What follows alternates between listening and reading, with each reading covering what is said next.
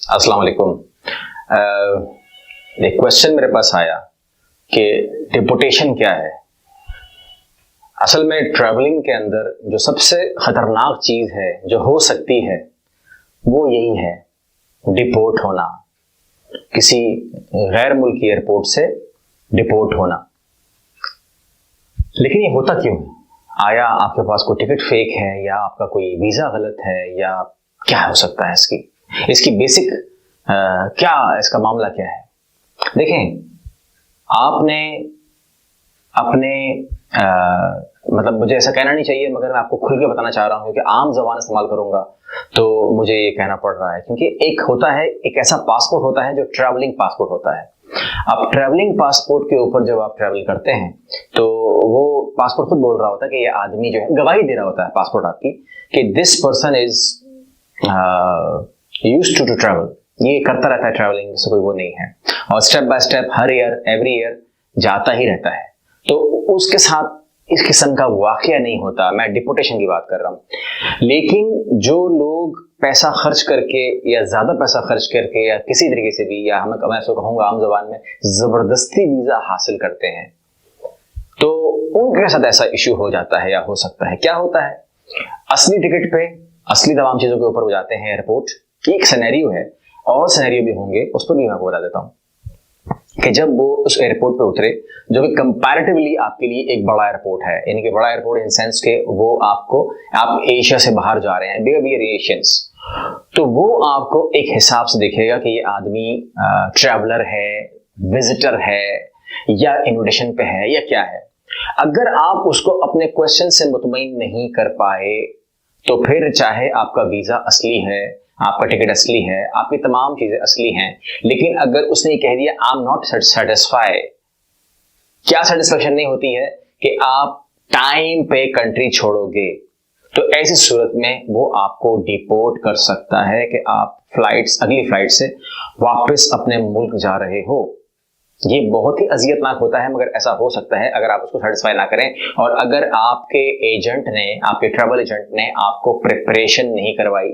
Scenario number 1। Number 2, अगर for example आपके पास sufficient fund ही नहीं है जेब में, तो आपको वो इस बात के ऊपर भी डिपोर्ट कर सकता है। फॉर एग्जाम्पल, आप 15 दिन के लिए जर्मनी आए हो, फाइन, आपके पास कम से कम 1500-2000 डॉलर तो होने चाहिए ताकि आप 15 दिन गुजारो।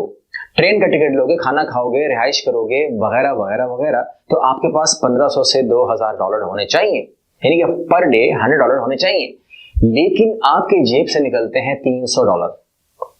आपने सारा पैसा जो है ना वीजा खरीदने पर लगा दिया है, और अब आप यहां पर किसी और नियत से आए हैं, शायद, आई एम नॉट श्योर, मगर ऐसा लगता है, उनको ऐसा लगता है, ये मेरे अल्फाज नहीं है।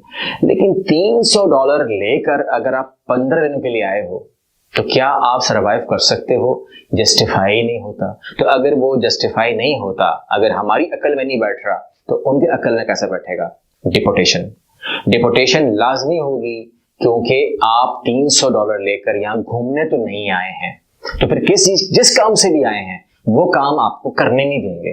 तो जब वो काम आपको करने नहीं देंगे तो डिपोटेशन, अगेन डिपोटेशन। तो डिपोटेशन करने के लिए आपका जो ट्रैवल एजेंट है, आपका जो कंसल्टेंट है, वो आपको इसकी पूरी जानकारी दे। चाहे आपका कोई भी प्रोग्राम है, लेकिन उस प्रोग्राम से पहले आपके कंसल्टेंट को ठीक होना चाहिए इस हवाले से कि आपको वो प्रॉपर गाइड करे कि वो कौन कौन से हिस्से हैं जो आपने खुद भी देखने हैं, कवर करने हैं, यानी कि फंड के हिसाब से, ट्रेवलिंग के हिसाब से, तमाम चीजों के हिसाब से। यानी कि ब्लैंक पासपोर्ट के ऊपर अगर आप वीजा परचेज करके लगाते हैं तो वो वीजा, ओरिजिनल वीजा, आपको उस मुल्क के अंदर एंटर करवा देगा।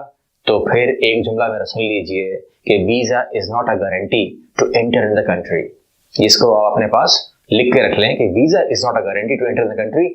मैंने ये बातें क्यों बताई आपको, बहुत जरूरी समझ के बता रहा हूं। उसकी वजह यह है कि जिस दिन भी मैंने कभी भी गलती से फेसबुक खोला है, उसके अंदर सबसे ज्यादा पोस्ट यही होती है कि कोई भाई मुझको मैक्सिको पहुंचा दे, कोई भाई मुझको ब्राजील पहुंचा दे, कोई भाई मुझको यूके का वीजा करवा दे, और मैं 10 लाख देने को तैयार हूं, मैं प्लाट बेच दूंगा, वगैरह वगैरह। ये सब स्टूपिड बातें वहां भरी होती हैं। तो प्लीज उन तमाम लोगों से दरखास्त है कि इन चक्रों से बाहर आएं, सिस्टम में आए, वीजा सिस्टम में मिलता है।